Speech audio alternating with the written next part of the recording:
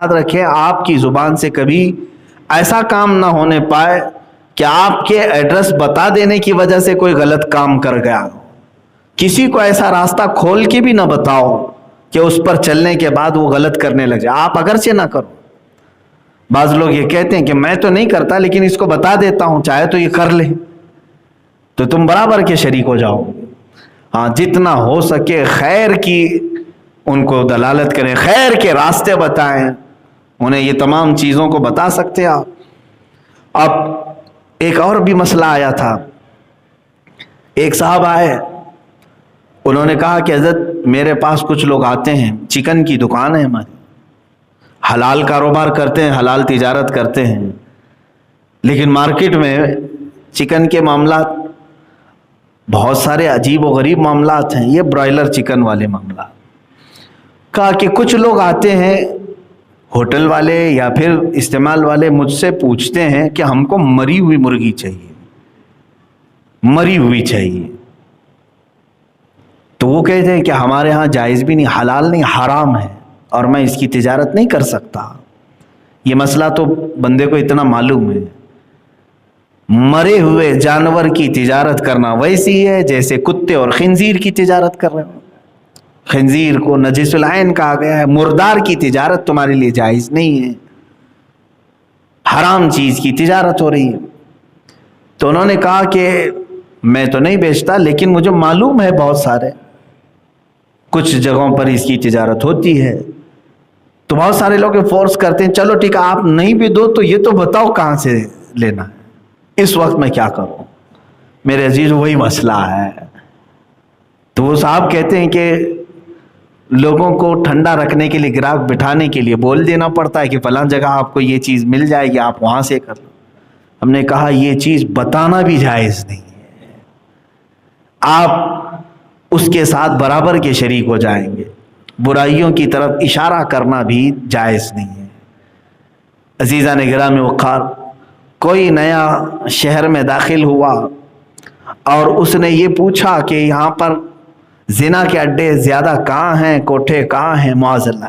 آپ نے پہلے تو توبہ کر لیا, کہا کہ یہ بہت بھیانک جرم ہے, میں تو کبھی نہیں جاتا ان کے سامنے, لیکن اگر تم کو کرنا ہی ہے تو جاؤ فلاں جگہ پہ چلے جاؤ. تم نے اسی ہی اس کو ہلکے میں کہہ دیا, مگر میرے عزیزو بہت بڑا گناہ کا کام کیا تم نے. اس کو ہلکے میں مت سمجھ لینا. اگر کسی کو آپ نے یہ کہہ دیا کہ جاؤ فلاں جگہ تم کو یہ سب چیزیں مل جائیں, وہاں چلے جانا, اور پھر آپ کہہ رہے ہیں توبہ توبہ استغفر اللہ, میں تو کبھی نہیں کرتا. تم نے راستہ تو بتایا ہے کسی کو اس کا. اب اندازہ کرو راستہ بتانے والے کا جرم اتنا بڑا ہے, بھیانک گناہ ہے, تو کرنے والے کا گناہ کتنا بڑا ہوگا. ان تمام چیزوں سے اوائڈ رکھیں, اور جتنا ہو سکے خیر کی دعوت دینی چاہیے, اور خیر کی سفارش بھی کرنی چاہیے, اور خیر کی طرف ایڈریس بھی کرنا چاہیے.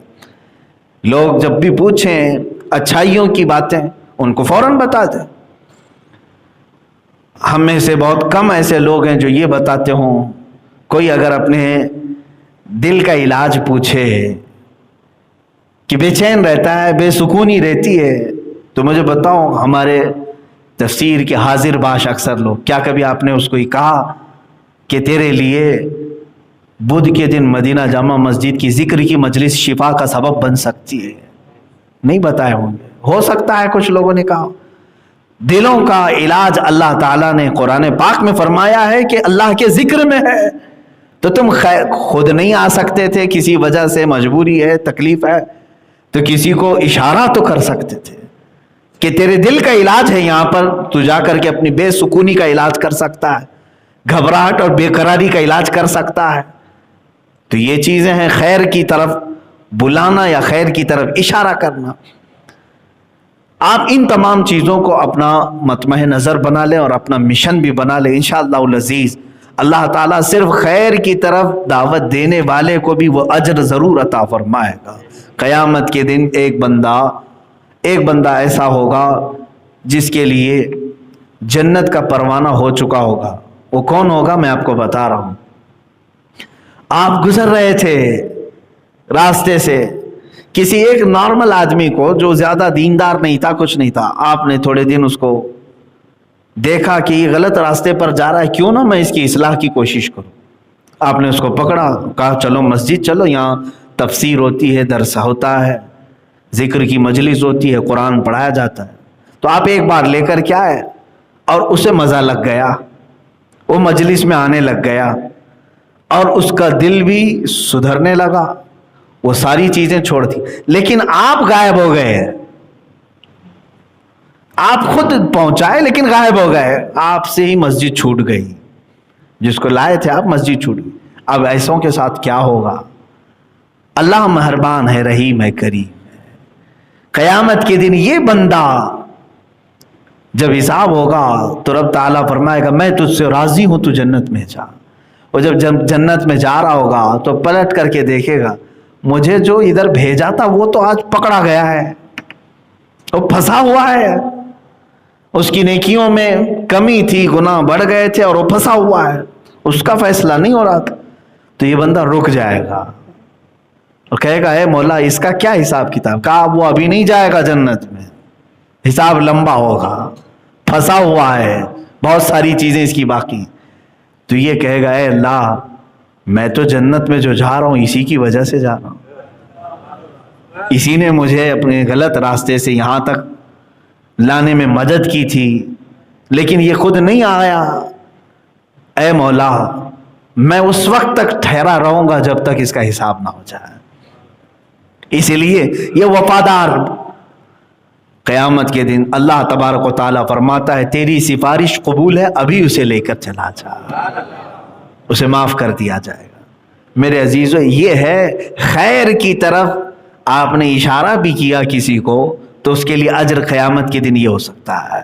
بس میں تو یہی سمجھتا ہوں، میں خود نکما ہوں، خود میرے اندر کوئی عبادات نہیں ہے، میری نیکیاں نہیں ہیں، میں نے کبھی اپنے آپ کی بڑائی ظاہر نہیں کی، لیکن اس امید پر لوگوں کو نصیحت کر جاتا ہوں کہ کل قیامت کے دن آپ سب بخشے جائیں گے، تو امید ہے رب تبارک و تعالیٰ کی بارگاہ میں میرے لیے سفارش تو کر دیں گے کہ اے مولا یہ بندہ آیا تھا جو ہمیں تیری طرف بلا رہا تھا، اور اگر یہ قیامت کے دن آج پھنس بھی گیا ہے تو مولا ہم سب کی سفارش قبول فرما دے۔